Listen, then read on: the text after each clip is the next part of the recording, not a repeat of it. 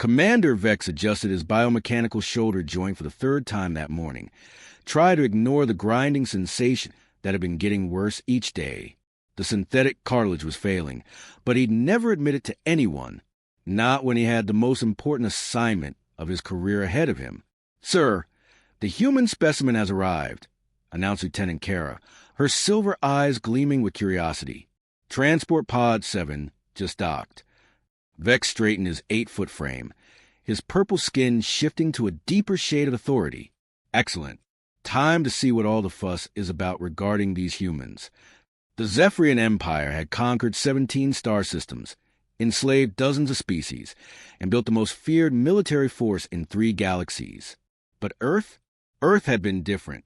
Every invasion force sent there had mysteriously vanished. Every probe went dark. Every attempt at conquest had failed spectacularly. Now, the High Council had decided on a new approach. Capture one human. Study it. Learn its weaknesses. Train it to fight other humans. Simple, right? Vex laughed under his breath as he walked toward the containment bay. These primitive bipeds couldn't possibly be that dangerous. He'd trained Krillian battle beasts, Nexus shadow warriors, and quantum phase assassins. One little human girl would be child's play. The containment bay doors hissed open, revealing a small figure sitting cross-legged on the floor. She looked to be maybe 20 standard years old, with brown hair tied back in a simple ponytail and wearing what appeared to be primitive fabric clothing. Her eyes were closed, and she seemed to be meditating. "That's it," Vex scoffed. "That's the terrifying human warrior?" The girl opened her eyes. They were green like Earth's vegetation and held a spark that made Vex's shoulder joint twitch unexpectedly. "Hi there," she said cheerfully, standing up with fluid grace. "I'm Maya. I'm guessing you're my new babysitter." Vex blinked. The universal translator must be malfunctioning. "Babysitter? I am Commander Vex, master trainer of the Zephyrian Combat Academy. You are my prisoner and training subject." Maya tilted her head, studying him with those unsettling green eyes. "Oh, that's adorable. You actually believe that." "Believe it? I know it." Vex's voice thundered through the bay. "You will address me as Commander Specimen. You will follow my orders without question. You will train until you break, then train some more." Maya smiled. It wasn't a pleasant smile. It was a kind of smile that made Vex's advanced combat instinct scream warnings he chose to ignore. "Sure thing, big guy. When do we start?" 3 hours later, Vex was beginning to question everything he thought he knew about warfare. The training arena was designed to break even the toughest species. Gravity fields that could crush bones, energy barriers that delivered paralyzing shocks, obstacle courses that had killed seasoned warriors. Maya had waltzed through it all like she was taking a leisurely stroll through a garden. "Is that really the best you've got?" she asked, not even breathing hard after completing a course that should have hospitalized her. "My little brother could design better challenges in his sleep." Vex's shoulder joint gave another grinding protest as he gestured angrily at the control panel. "Increase gravity to maximum. Deploy the plasma drones. Activate the neural disruptors." Lieutenant Carroll winced. "Sir, those settings are rated lethal for most species." "Do it." The arena transformed into a hell's cape of crushing gravity, buzzing death machines, and mind-scrambling energy fields. Any normal being would have been reduced to pace within seconds. Maya cracked her knuckles. Now we're talking. What happened next would be talked about in hushed whispers throughout the Zephyrian fleet for generations. Maya moved like liquid lightning, her body flowing around plasma bolts that should have vaporized her. She grabbed a drone with her bare hands and used it as a club to destroy 6 others. When the neural disruptors tried to scramble her brain, she laughed and started humming what sounded like an ancient Earth battle song. The gravity field that was supposed to pin her to the floor, she used it to launch herself off the walls in impossible directions, turning the arena into her own personal playground of destruction. In less than 10 minutes, every single defense system in the arena was nothing but smoking wreckage. Maya stood in the center of the devastation, brushing dust off her shoulders. "That was actually kind of fun. Got anything else? Or should I start working on my own training routine?" Vex stared at the destruction, his jaw hanging open. His shoulder joint chose that moment to let out a particularly loud grinding noise. "You might want to get that looked at," Maya said conversationally. "Sounds like your biomechanical components are failing. Probably a combination of wear and stress fractures in the synthetic cartilage matrix." "How could you possibly know about Zephyrian biotechnology?" Vex demanded. Maya shrugged. "Lucky guess. Plus, you keep favoring that shoulder. Your posture shifts every time it acts up, and that grinding sound is pretty distinctive. We've got similar technology back home." "Impossible. Earth is a primitive backwater." "Is it?" Maya's smile grew wider. "Tell me something, Commander. How many invasion fleets have you sent to Earth?" Vex's purple skin paled to lavender. "That's classified information. Let me guess, 17? 18? All of them with the best ships, the most advanced weapons, the most elite troops your empire could muster." Maya started walking toward him, and suddenly the spacious arena felt very, very small. "And how many came back to tell you what they found?" "None," Vex whispered, his voice barely audible. "None," Maya agreed. "Want to know why?" Every instinct Vex had developed over centuries of combat was screaming at him to run. His shoulder joint was grinding so badly now that sparks were beginning to show through his skin. The stress of the situation was accelerating the mechanical failure. "The thing about humans," Maya continued, her voice taking on a predatory purr that made Vex's blood freeze, "is that we're really, really good at learning. Every time you sent a fleet to Earth, we studied your technology. We reverse-engineered your weapons. We figured out your tactics." She was close enough now that Vex could see the absolutely terrifying intelligence behind those deceptively innocent green eyes. "We've been preparing for you, Commander, for decades. Every human child grows up learning about the Zephyrian Empire, your strengths, your weaknesses, your predictable, boring, utterly conventional approach to warfare." Vex tried to back away, but his legs felt like they were made of lead. "You're lying. Humans are primitive, weak, defenseless." Maya laughed, and the sound echoed through the arena like a death knell. "Primitive?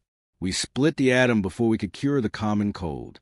We reached our own—" "Oh, that sounded expensive," Maya said with mock sympathy. "You know what the really funny thing is, Commander?" "What?" Vex managed to croak. "I volunteered for this mission. When your little scout ship grabbed me off that mountain trail, I could have escaped any time I wanted. But the thing is, we needed to know more about your ships, your technology, your military structure."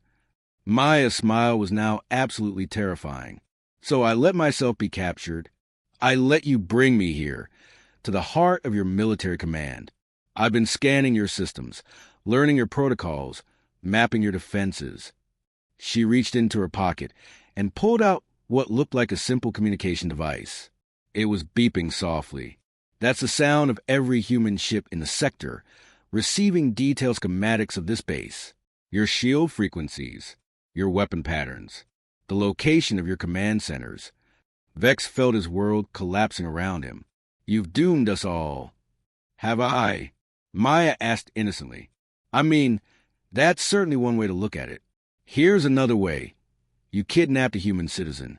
You brought her to your super-secret military base. You tried to torture and enslave her." Her expression hardened, and for the first time, Vex saw the true predator beneath the cheerful exterior. "Did you really think we were just going to let that slide?" The arena's communication system crackled to life. "Commander Vex, this is base control. We're detecting multiple unknown vessels approaching. They're not showing up on long-range scanners, but proximity alerts are going crazy." Maya checked her device. "Right on schedule. I'd estimate you got about 10 minutes before the first wave hits your outer defenses." "First wave?" Vex's voice cracked. "Oh, Commander," Maya said, shaking her head sadly. "You really don't understand what you've gotten yourself into, do you? Humans don't just fight wars. We don't just conquer enemies." She leaned in close, and her voice dropped to a whisper that was somehow more terrifying than any roar.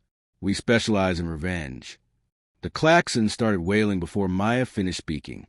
Red warning lights bathed the arena in bloody illumination as automated defense systems began powering up throughout the base. Base control to Commander Vex. Priority Alpha emergency. Unknown vessels are bypassing our detection grids. How is this possible?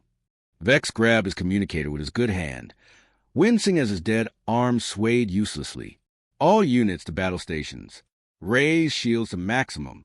Deploy the defensive fleet. Maya perched herself on a piece of wreckage, looking for all the world like she was settling in to watch an entertaining show. You might want to save your breath. Commander, your shields won't work. Impossible. Zephyrian defensive technology is the most advanced in the galaxy. Maya corrected cheerfully. Past tense. See, while I was letting you parade me around like a trophy, I was also broadcasting your shield harmonics back to Earth. My people have had 3 whole days to analyze your defenses and develop countermeasures. The base shuddered as something massive impacted the outer hull. Emergency lighting flickered, and the artificial gravity fluctuated for several terrifying seconds. That would be the kinetic bombardment starting, Maya observed.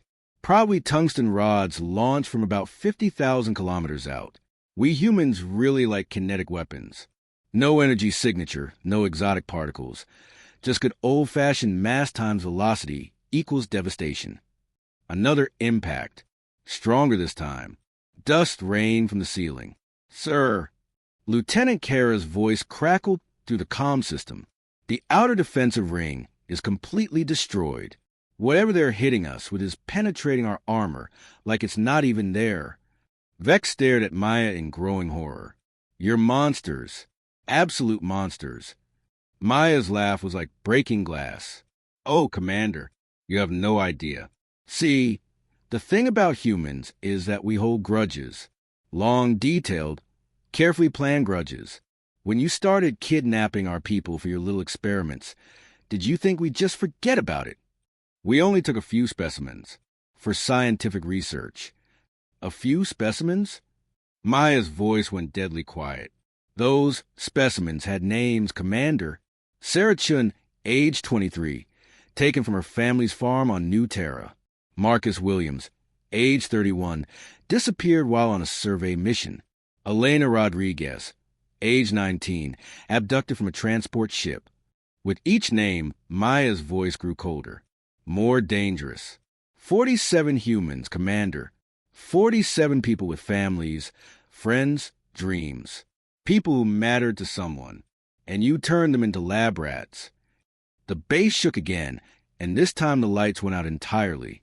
Emergency power kicked in moments later, casting everything in an eerie green glow. The thing about taking humans prisoner, Maya continued conversationally, is that the rest of us tend to take it personally. We have this funny little quirk where we don't leave our people behind. Ever. But how? How could primitive species possibly mount an assault on a fortress like this? Maya pulled out a small tablet and began scrolling through what looked like tactical displays. Oh, we had help. Turns out, when you spend centuries conquering and enslaving other species, you make a lot of enemies. The Androthi remember what you did to their home world. The Kelvins haven't forgotten the orbital bombardment of their colonies. The Nexus survivors are particularly eager for payback. Her smile was absolutely vicious. Amazing what happens when you give oppressed species detailed intelligence on Zephyrian military installations and advanced human weapon technology. They get very motivated very quickly. A coalition? That's impossible. The logistics alone would take decades to coordinate. Would they? Maya tilted her head innocently. Tell me, Commander, how long do you think we've known about your empire? Vex's remaining functional systems were all screaming warnings now. His body stress responses were overloading his cybernetics. The first contact was only 50 years ago when we encountered your outer colonies. First official contact, sure. But humans have been exploring space for a lot longer than you realize.